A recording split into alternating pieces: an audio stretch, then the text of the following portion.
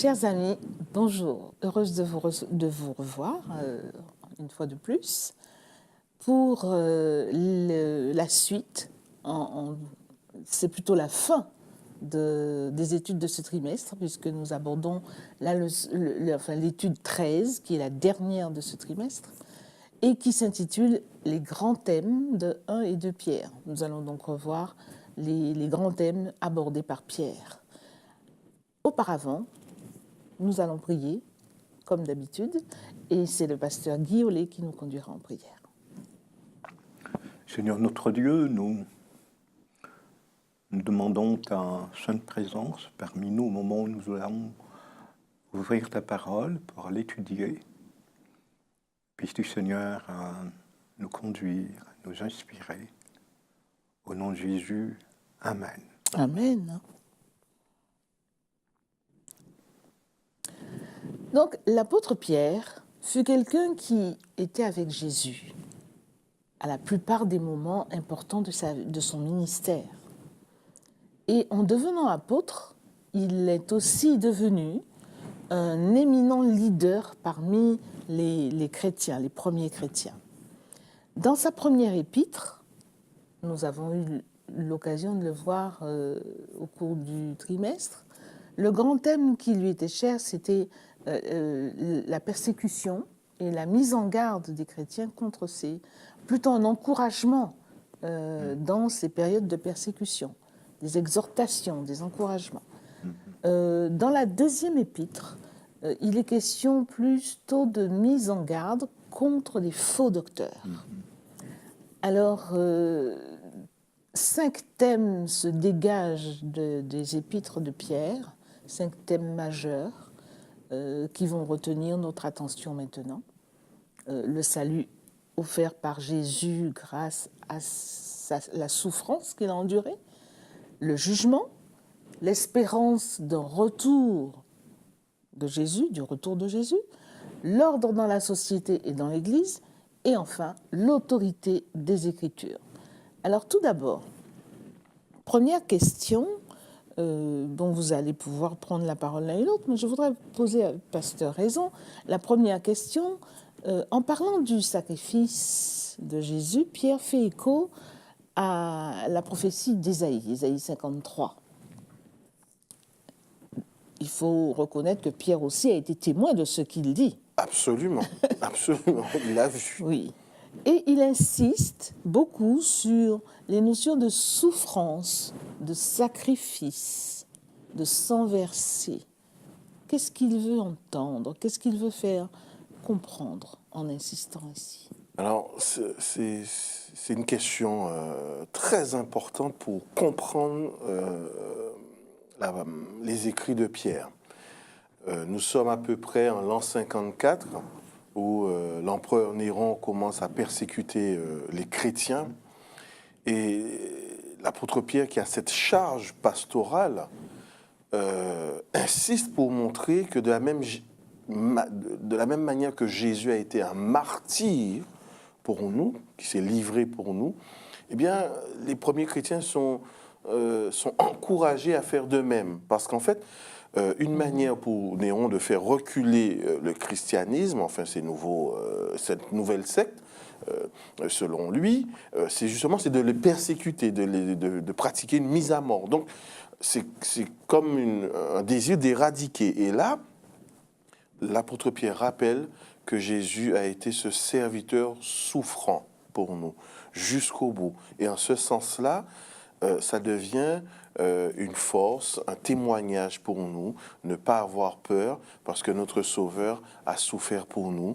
Et s'il nous arrive de souffrir pour sa cause, eh c'est plus un honneur, d'autant plus que lui, l'apôtre Pierre, rappelons-le, il a préféré être crucifié la tête en bas, ce qui n'est pas... Rien. Oui. En effet, on observe qu'en particulier dans la première épître, pratiquement dans chaque verset, ou du moins dans chaque chapitre, et il y a plusieurs versets justement qui abordent donc la question de la souffrance. La souffrance endurée par ces premiers chrétiens. D'abord par les autorités juives, ensuite par les Romains. Donc, toute la vie de ces premiers chrétiens était marquée par la souffrance endurée à cause de leur foi. Et tu le rappelais justement que le modèle de souffrance que rappelle Pierre, c'est celui de Jésus-Christ. Et en cela, Pierre parle en tant que témoin oculaire. Il était disciple du Christ. Tu l'as rappelé. Et pour nous, aujourd'hui, nous devons comprendre que le fait d'être disciple du Christ nous donne sans doute des privilèges. D'être appelé enfant de Dieu, le salut, n'est-ce pas le plus grand privilège? Mais cependant, il n'y a pas d'adhésion au Christ sans souffrance. De même que Christ a souffert, nous aussi, nous souffrons. Et il n'y a pas de gloire sans croix. Et ça, c'est le lot du croyant dans le cadre du conflit cosmique dans lequel il vit. Il y a des forces d'opposition qui s'opposent à son avancée, à sa croissance, à son développement, à son salut. Et certes, Dieu est présent et œuvre en lui par son esprit, mais il y a un combat. Nous sommes engagés dans un combat et l'apôtre Pierre, donc, encourage ses fidèles à tenir bon, à dépasser par la foi la souffrance qu'ils endurent, parce que au terme de la souffrance, il y a délivrance et le retour du Seigneur, qui est aussi un thème dominant, comme tu l'as dit, dans son épître. Effectivement. Un autre thème qui est abordé aussi par Pierre, c'est la notion de jugement. Le terme de cette souffrance et le jugement ne sont pas dissociables. Hein. Dans ses épîtres, Pierre revient plusieurs fois sur ce thème-là. Et il semble demander à ses lecteurs d'adapter leur conduite en vue de ce jour de jugement, en fonction. Par exemple, il va dire que nous pouvons hâter le retour du Seigneur. Oui. Ou encore, il va préciser que sachant qu'il y a un jugement, nous sommes appelés à nous rapprocher encore plus de la saine doctrine, de vivre la foi, etc. On peut regrouper toutes ces idées par rapport à souffrance, jugement, parce qu'en fait, c'est proximité, retour de Jésus. Et c'est vrai que lorsque nous lisons ces textes, nous nous posons la question, mais au moment où l'apôtre Pierre écrit cette lettre, est-ce qu'il pouvait se douter, ou est-ce que cela traversait son esprit, que Jésus n'allait pas revenir tout de suite? Et quand on fait une lecture suivie, on se rend compte que pour lui, ce retour est imminent. Il était imminent. Imminent. Donc, pour lui, puisque c'est imminent, on doit tout faire, en tout cas ce qui dépend de nous, pour hâter ce retour. C'est-à-dire conformer nos vies, être aussi engagé dans la proclamation de la parole, faire de nouveaux disciples. On retrouve cette dynamique chez l'apôtre Pierre. C'est vrai que pour nous, on dirait que c'est un déjà et pas encore, parce que le retour est imminent, mais on n'y est pas encore tout à fait, mais en même temps, ça a presque déjà commencé. En réalité, dès lors qu'on s'inscrit dans cette dynamique d'un jugement préliminaire, pour nous, on est déjà dans la dynamique du retour de Jésus, parce qu'on s'y prépare, on s'y attelle, et on se rapproche chaque jour toujours plus. Et quand il dit, excuse-moi, j'aurai la parole, quand il dit 2 Pierre 3, verset 11, puisque toutes ces choses doivent arriver, puisque tout cela est en voie de dissolution, combien votre conduite et votre piété doivent être saintes. Oui. Donc c'est que nous sommes déjà dans la dynamique. On y est. Il n'attend pas un événement particulier. Pour lui, c'est annoncé, donc on y est.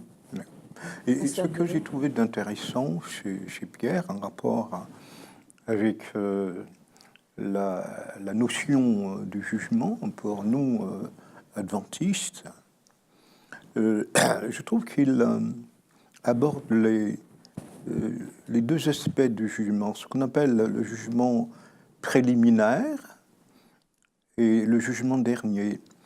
Alors, le jugement préliminaire, il aborde lorsqu'il dit que le jugement commence par la maison de Dieu. Voilà. Oui. Et nous sommes peut-être, ou sans doute la seule Église qui aborde, ou du moins qui a une théologie sur un jugement préliminaire, c'est-à-dire un jugement qui se déroule avant que le Seigneur Jésus revienne. Pourquoi? Justement, parce que je crois qu'il y a un rapport entre la souffrance et le jugement. Et cela me fait penser à un texte que nous trouvons dans Apocalypse, dans le chapitre 6, où les questions donc des âmes sous l'autel, je cite de mémoire, qui disent « Jusque à quand, Maître saint et véritable, tarderas-tu à nous faire justice ?» Et là, il y a association entre souffrance et justice. Parce que la souffrance du croyant est une souffrance injuste.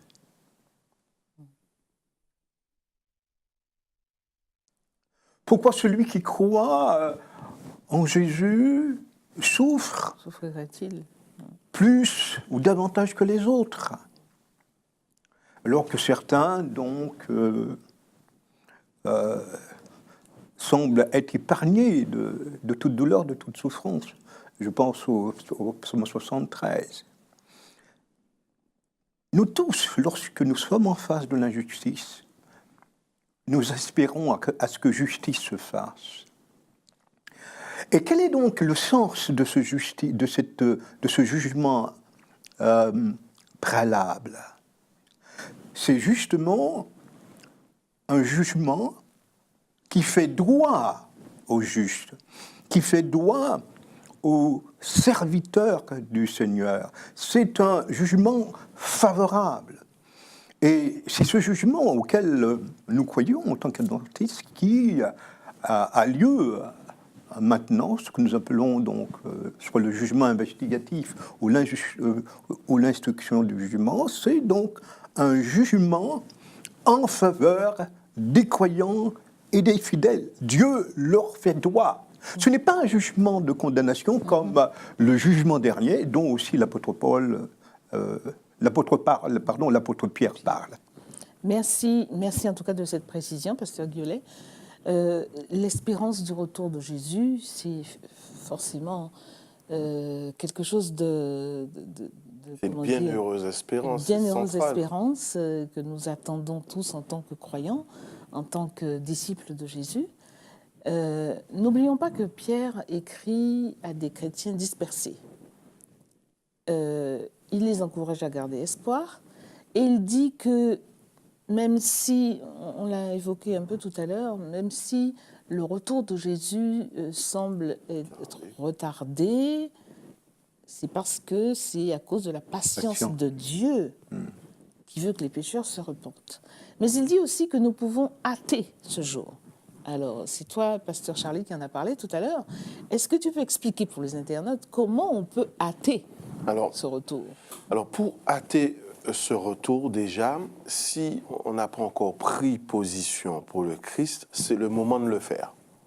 Et prendre position pour le Christ, c'est simplement accepter que Jésus est notre Sauveur et qui nous fait grâce et qui nous appelle à avoir une vie en conformité à sa parole. Il y a ce double aspect. C'est aussi, pour hâter son retour, c'est aussi entrer dans cette dynamique de faire des disciples, mais plus encore de préparer ces disciples pour la venue de Jésus. Parce qu'en fait, chez l'apôtre Pierre, tout cela converge, les souffrances à venir, l'espérance, tout cela converge vers le retour du Christ, en fait. Hâter le retour du Christ. En fait, pour l'apôtre Pierre, Jésus revient, c'est une dynamique qu'il poursuit, et dans ce sens-là, il invite tous les lecteurs à se dire, voilà, le climax, c'est le retour de Jésus, il est là, il arrive, il est déjà en chemin presque, et puisqu'il est déjà en chemin, ben, prépare-toi à la rencontre de ton Dieu, et aide aussi le plus grand nombre à se préparer. Il y a cette double dynamique, à la fois personnelle, mais aussi beaucoup plus collective, en fait, dans la proclamation de la bonne nouvelle. Tout à fait. C'est vraiment un sujet absolument important que soulève ici Pierre par la possibilité que nous aurions de hâter l'avènement du Seigneur. En effet, le problème est vaste, je le disais, parce que lorsqu'il est question de parler du temps en rapport avec la venue du Seigneur, les choses ne sont pas simples. Parce que il y a différentes approches. Jésus, par exemple, dans Matthieu 24, nous dit que le temps peut être abrégé. Dans certaines paraboles, Jésus nous dit que le temps peut être retardé. Et puis, nous trouvons aussi dans Apocalypse 19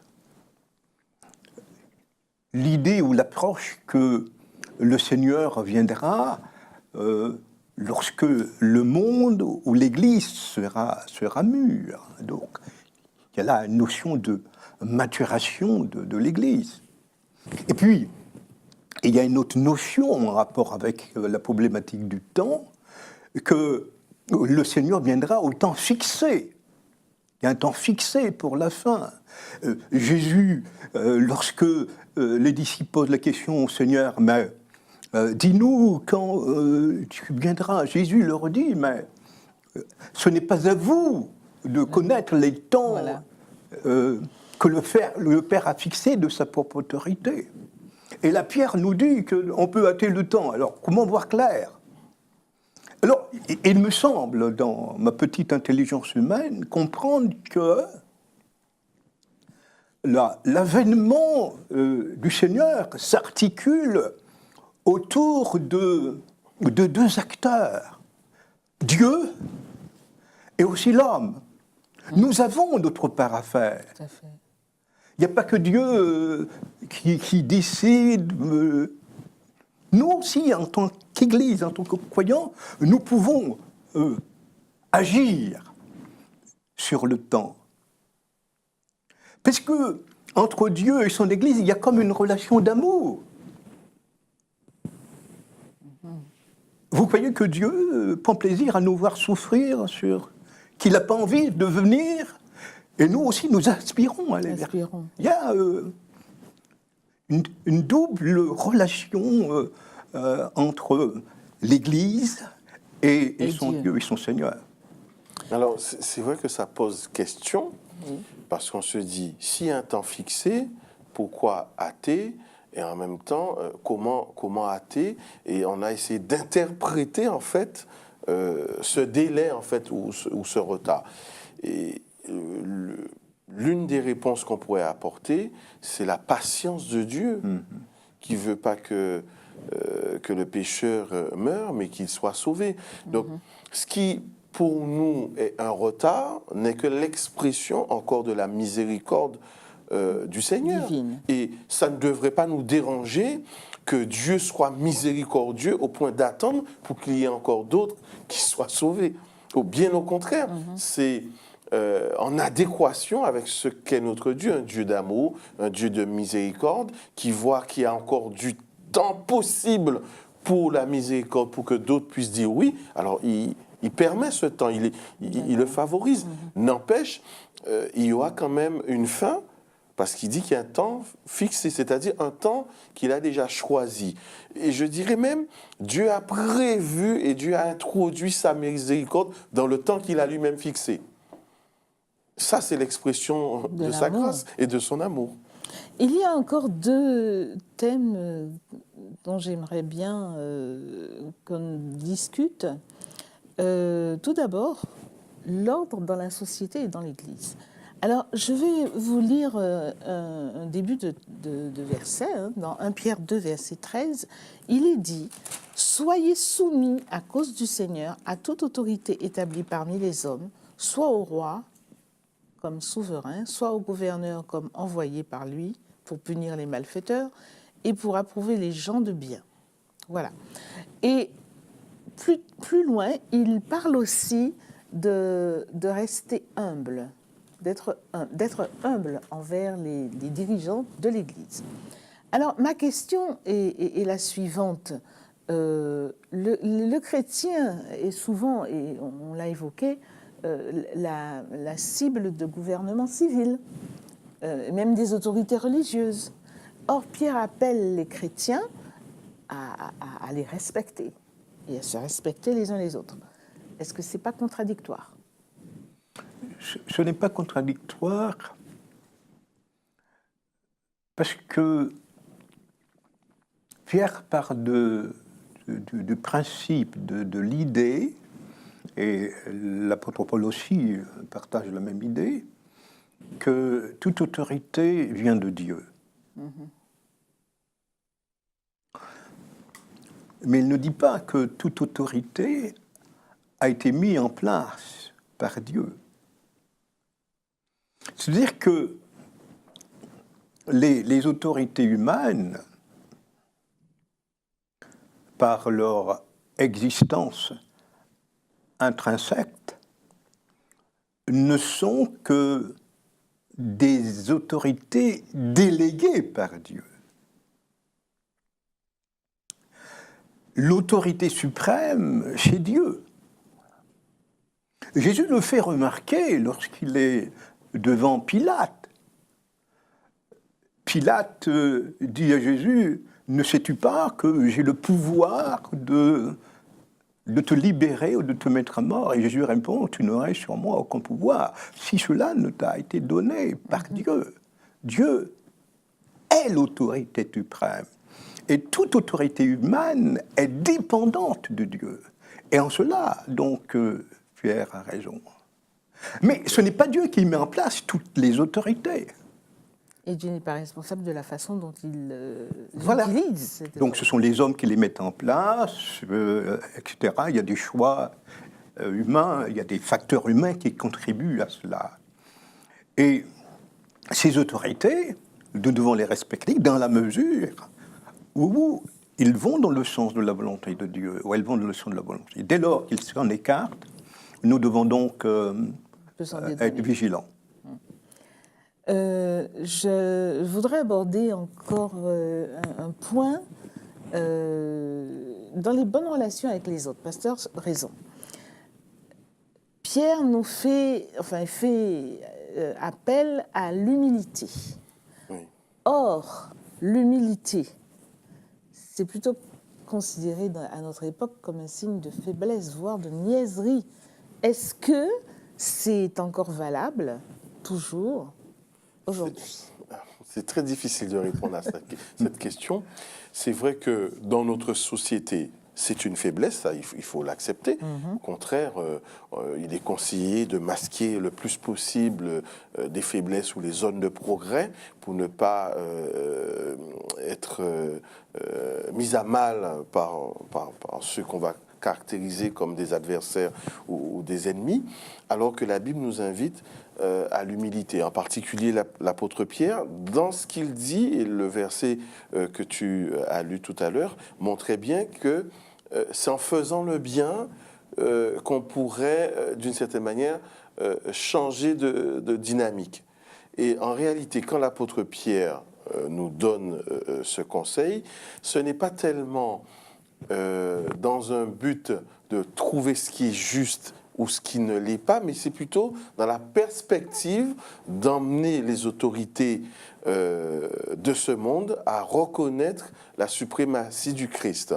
Et comment, si les fidèles et les croyants font ce qui est bien, alors les autorités peuvent se questionner en disant, mais malgré tout ce qu'ils ont subi, ils continuent à faire ce qui est juste et bien. C'est dans cette perspective-là. Alors cela reste très difficile parce que on pourrait se poser la question, quelles sont les limites de cette humilité ou voire même de cette humiliation. Alors je dirais, il ne faudrait pas non plus confondre humilité et humiliation. Non, ce n'est pas pas du la tout même pareil. chose. Non, non. Puisque l'humilité, c'est je vais respecter l'autorité. C'est volontaire. C'est volontaire, je vais collaborer, tandis que l'humiliation, ce serait c'est ce qui est imposé. Et là, il faut bien comprendre ce que l'apôtre Pierre nous dit. Tout à fait.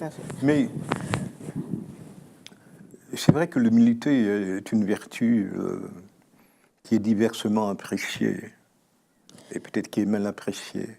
En tout cas, celui qui nous a donné l'exemple d'humilité suprême, c'est Jésus. Absolument.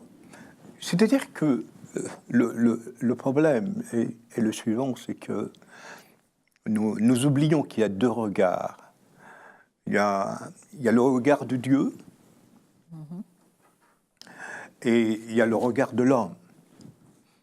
Et la tentation de chaque être humain, de vous et de moi, est d'abord de rechercher le regard de l'homme, de celui qui est notre voisin, que nous côtoyons, de nos supérieurs. Et nous voyons, nous recherchons difficilement le regard de Dieu. Alors, le regard de l'homme appelle souvent au fait qu'on se mette en avant, qu'on manifeste de la force, de la puissance, etc. Qu'on montre qu'on est là. Mais le regard de Dieu, c'est différent. Dieu est attentif à l'humilité, à la douceur. Eh bien, je vous remercie. Je voudrais laisser la parole au pasteur Raison pour conclure cette étude. Nous n'avons pas spécifiquement parlé de l'autorité des Écritures, mais nous en avons parlé tout au long. C'est un thème fort dans les épîtres de Pierre. Et justement, il appelle à la vigilance et à l'étude de la parole de Dieu pour ne pas entendre le sens. Est-ce que tu peux nous conclure cette étude-là sur ces thèmes de Pierre pour conclure ce moment? Alors justement, puisque l'apôtre Pierre a une posture pastorale, là c'est le berger qui parle, et pour le berger, c'est important de défendre le troupeau, donc les brebis. Et pour lui, la meilleure manière de défendre et de protéger, c'est que les brebis soient bien nourries de la parole. Je dirais que c'est central dans les écrits de l'apôtre Pierre, cette nourriture spirituelle qui vient de la parole, mais aussi protéger la doctrine, en insistant sur les fondamentaux, en insistant sur les vérités essentielles, comme il a rappelé, le salut en Jésus-Christ, la grâce en Jésus-Christ, la justice en Jésus-Christ. Tout cela, l'apôtre Pierre, il a bien insisté. Mais aussi le retour de Jésus, s'y préparer. Là, des thèmes fondamentaux. Et je dirais que dans un souci pastoral, ce que nous pouvons retenir de l'apôtre Pierre, c'est qu'il nous invite en tant que corps du Christ, à nous préparer par la parole, mais aussi à protéger l'Église des doctrines fausses qui vont s'y introduire, ça et là. Et pour ça, il nous faut bien connaître la parole du Seigneur, vivre de cette parole, l'enseigner et encourager le plus grand nombre à faire de même. Eh bien, merci infiniment. Ce sera le mot de la fin. Merci, pasteur Raison. Merci, pasteur Guillolet. Et peut-être à une autre fois. Chers internautes, au revoir.